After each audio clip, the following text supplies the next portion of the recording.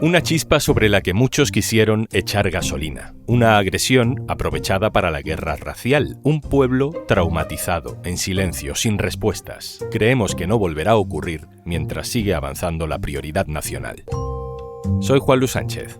Hoy en Un Tema al Día, volver a Torre Pacheco, ¿qué ha cambiado un año después? Una cosa antes de empezar. ¿Te has preguntado alguna vez qué hace tu banco con tu dinero mientras no lo usas? Para Triodos Bank, la respuesta importa. Te contamos más al final del episodio. Madrugada del 9 de julio de 2025. Un señor de 68 años, Domingo se llama, sale muy temprano a andar por su pueblo, aprovechando que el calor todavía no aprieta. Cerca del cementerio se encuentra con 3 hombres. Uno de ellos, sin venir a cuento, le empuja, le da un puñetazo en la cara y empieza a golpearle. No le roban, simplemente le dejan allí tirado. Al día siguiente, la ultraderecha de toda España pondría el foco en aquel pueblo. Las redes sociales se empiezan a llenar de imágenes del hombre agredido, acompañadas de mensajes de odio contra la población inmigrante. Los criminales deben pagar, la vida de nuestra gente está en juego. Moreno que veamos, paliza. Tengo hasta un par de pozos ciegos para tirar algunos si hace falta. Enseguida surgen también los bulos. Por ejemplo, se publican las fotos de los supuestos autores de la paliza a Domingo. No eran ellos, pero sí parecían inmigrantes. O se publican las imágenes de una agresión que no era la de Domingo, ni era de ese día.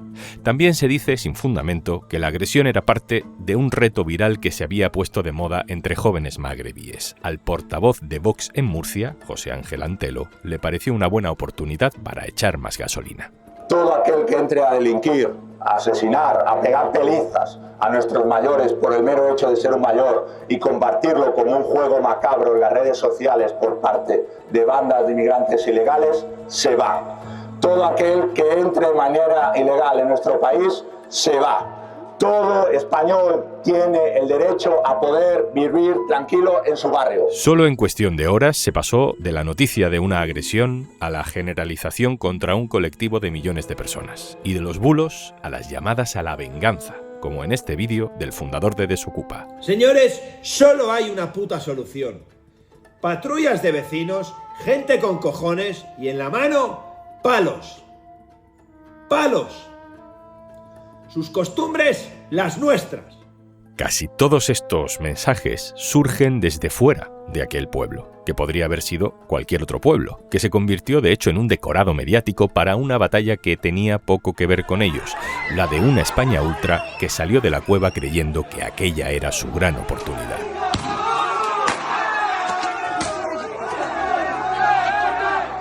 Aquel pueblo vivió 3 noches consecutivas de altercados, de violencia, de hostigamiento, de persecución, ante la pasividad a veces de la policía y ante la fascinación de muchos medios de comunicación. Era el brote racista más grave que había vivido España en 25 años. Los radicales atacaron casas y negocios, por supuesto de magrebíes, no cualquier negocio, y por supuesto de magrebíes que no tenían nada que ver con lo ocurrido. Hubo una agresión a un vecino porque su padre era inmigrante. Vimos turbas encapuchadas, también con simbología nazi.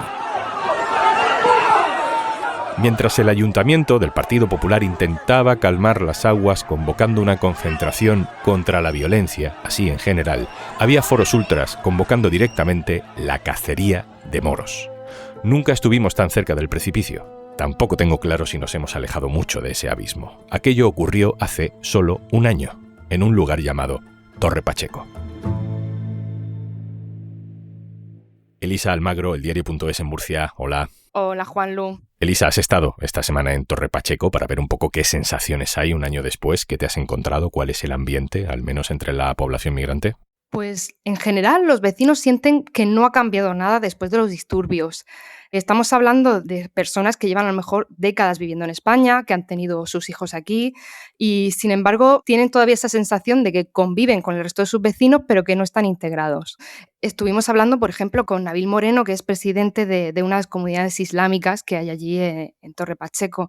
Me comentaba que él habría echado en falta, ¿no?, que cuando tuvieron lugar los disturbios, que a lo mejor el resto de sus vecinos que se consideran españoles de pura raza, por así decirlo, que consideran blancos, que hubieran estado con el resto de la comunidad y que hubieran estado con ellos protestando. De hecho, él me llega a decir que siente que si hubieran estado todos a una, todos los vecinos de Torre Pacheco, pues tal vez los disturbios no hubieran ido a más. Y también me comenta, ¿no?, que cuando terminó todo, realmente no se hablaba del tema, no se estuvo hablando de lo de Torre Pacheco. La mayoría de la población, pues al final pues, se fue de vacaciones, como suele ocurrir. Incluso a la vuelta, él a lo mejor recogía a sus hijos del colegio o se encontraba con algún amigo en la calle y pocos reconocían que lo habían pasado mal, muy mal. No son capaces de hablar de lo que ha pasado. ¿Dirías, por tanto, que todo eso que ocurrió hace un año no forma parte de la conversación pública y continua en Torre Pacheco, ¿no? Por olvido, por trauma, difícil de saber. Sí, no forma parte de la conversación. También debe ser extraño, ¿no?, hablar de lo que les ha ocurrido para ellos, porque al final fue algo que les vino. Quiero decir, no es como a lo mejor como ocurrió en El Ejido, que al final fue un conflicto pues que se coció dentro del pueblo. Ellos de repente se levantaron un día, vieron en los periódicos que habían agredido a una persona mayor y antes de que se dieran cuenta tenían el barrio lleno de ultras que venían de fuera. Entonces, imagino que para ellos debe ser un tema complicado de abordar porque sí, hay problemas de integración dentro del barrio, pero nada de eso desencadenó los disturbios en Torre Pacheco. Domingo, el hombre agredido, en su momento dio varias entrevistas que por supuesto fueron bien aprovechadas por la ultraderecha, luego dejó de hacerlo, diría que su tono acabó siendo de llamada a la calma, ¿no? Es horrible que esto pase, hay que castigar al agresor, pero los juicios colectivos dan mucho miedo y creo que Domingo se protegió de todo eso. Del agresor de esa noche, ¿sabemos algo? De esos 3 chavales, más tarde pues se confirmaron, ¿no?, que era de procedencia marroquí. A uno de ellos, días antes, también agredió a otra persona mayor y por ese delito ya ha sido condenado a 1 año. Y tienen para noviembre los 3 el juicio fechado por un delito leve de lesiones. Y el caso es que esta vista ya se ha aplazado 2 veces, porque uno de estos 3 detenidos ahora mismo se encuentra ilocalizable. El Tribunal de Instancia de San Javier ha hecho un requerimiento para ver si lo encuentran, pero hasta ahora la causa está a la espera de si lo encuentran o no, y de localizarlo pues ya empezará a movilizarse en noviembre. ¿Qué pasó con todo lo demás que vimos durante estos días, Elisa? Los altercados, las agresiones que hubo como respuesta racista contra personas que no tenían nada que ver. ¿De todo eso hay alguna consecuencia judicial? Pues durante los disturbios hubo decenas de detenidos, hubo una agresión en concreto que sí que está judicializada, pues 8 personas acorralaron a un menor, a un chaval de 17 años. Él estaba precisamente en la manifestación en repulsa por las agresiones a este señor mayor, a Domingo. Este chico es de madre española, de padre marroquí, nació y se crió aquí. Y le agredieron, empezaron a insultarle y eso fue a más, acabaron dándole una paliza. Y al final una paliza que se grabó y acabó en redes sociales. De las 8 personas que agredieron a este chico, 2 de ellos han comparecido ya en el juzgado de San Javier, se han acogido a su derecho a no declarar, han sido puestos en libertad y los otros 6 en teoría deberían comparecer también en calidad de investigados pues después de verano. Nos cuenta la madre de este chico que tiene estrés postraumático, que no quiere salir a la calle, no quiere ir al colegio. Estamos hablando de un chaval que además era muy activo, hacía deporte, sociable. Yo creo que al final, bueno, pues lo que se suele asociar, ¿no?, con un adolescente. Es un chico que le ha cambiado la vida en este último año 360 grados, por no decir 480. Era un crío que era muy sociable, un crío deportista. Ahora mismo pues ya no practica ningún deporte. El círculo de amigos con el que se ha quedado son 1 o 2. Todo el círculo de amigos que tenía, no es que le hayan dado la espalda, simplemente que pues eso, la gente al principio está muy contigo y luego ya ellos siguen con su vida y tú sigues pues como puedes con la tuya.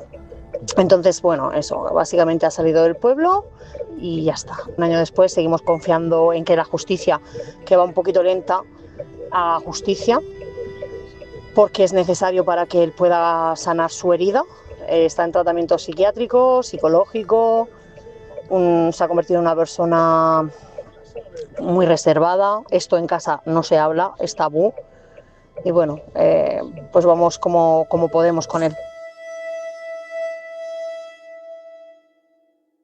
También fue denunciado durante aquellos días el portavoz de Vox, ya no lo es, pero entonces lo era, José Ángel Antelo, en la región de Murcia. La Fiscalía de Delitos de Odio de Murcia abrió una investigación. ¿En qué situación está esa investigación por algunas de las declaraciones que hemos escuchado al principio del capítulo, Elisa? Pues de momento no sabemos mucho. Las diligencias se han prorrogado 2 veces, pero aún realmente no se ha presentado, la Fiscalía no ha presentado ningún tipo de querella contra él por delito de odio.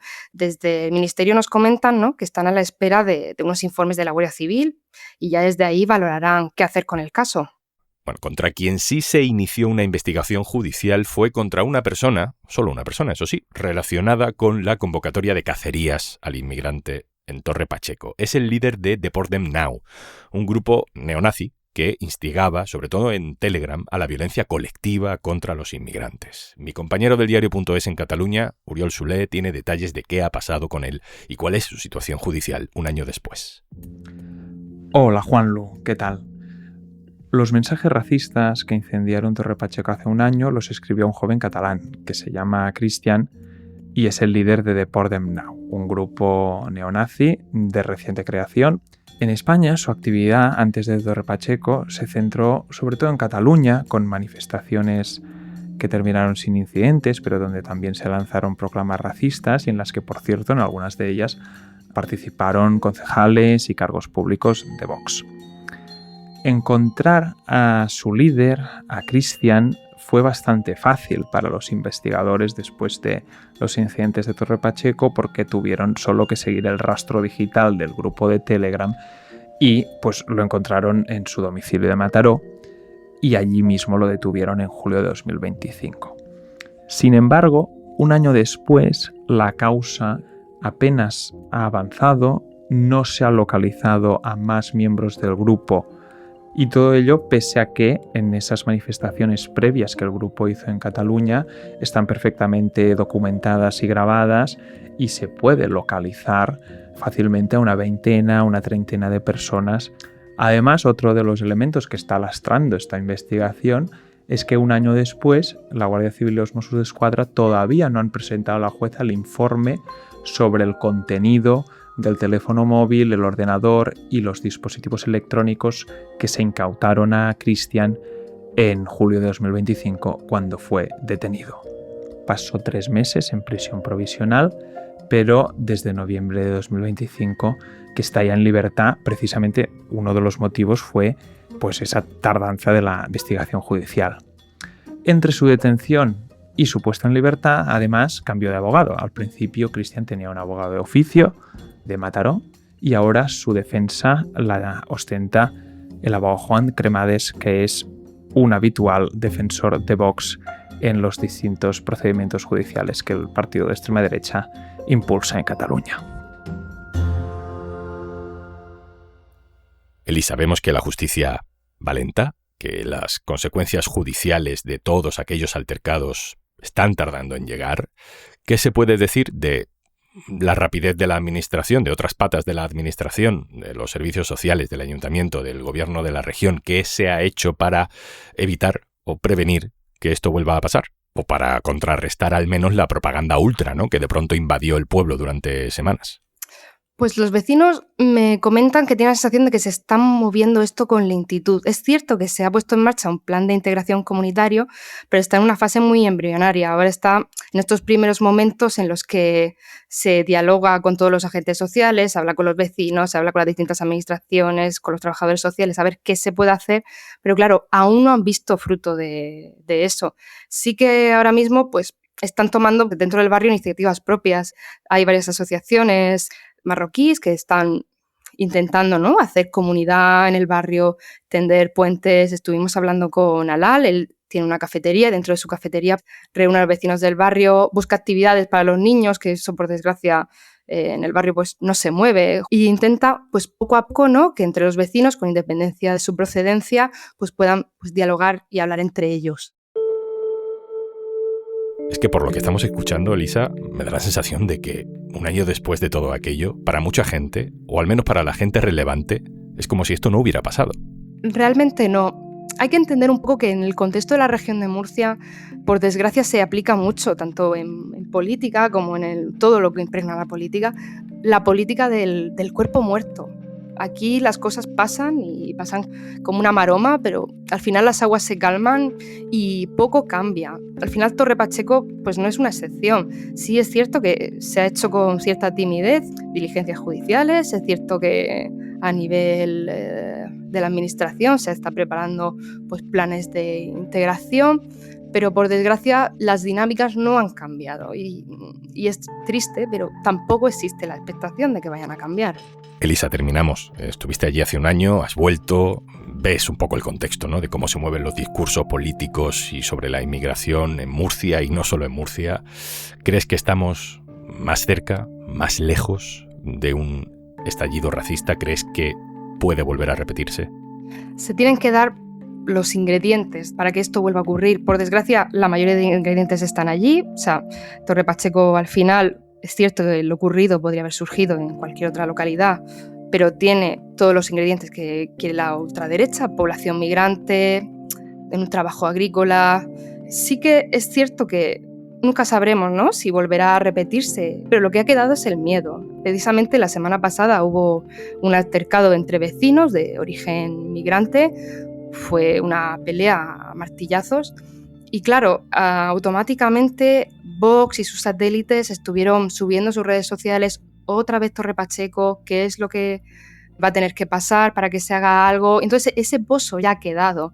Los vecinos, cada vez que hay un incidente de cualquier tipo que puede surgir en cualquier otro pueblo, me transmiten ese temor a que vuelva a pasar, porque ya ha quedado ese pozo. Elisa Almagro, Murcia, muchas gracias. Gracias a ti.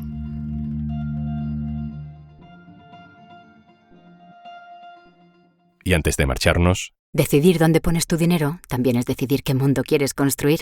¿Dónde duermen tus ahorros? En Triodos Bank creemos que el dinero tiene un poder transformador. Aplicamos estrictos criterios de exclusión y, por ejemplo, no financiamos directamente la industria armamentística, ni casas de apuestas, ni combustibles fósiles. Y solo financiamos proyectos sociales, culturales y medioambientales. Tu ahorro impulsa proyectos de la economía real, porque el dinero también puede hacer el bien. Únete al lado bueno. Únete a Triodos Bank. Más información en triodos.es.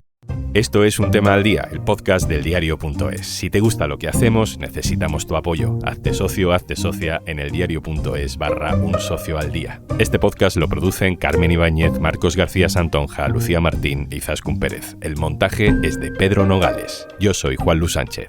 Mañana, otro tema.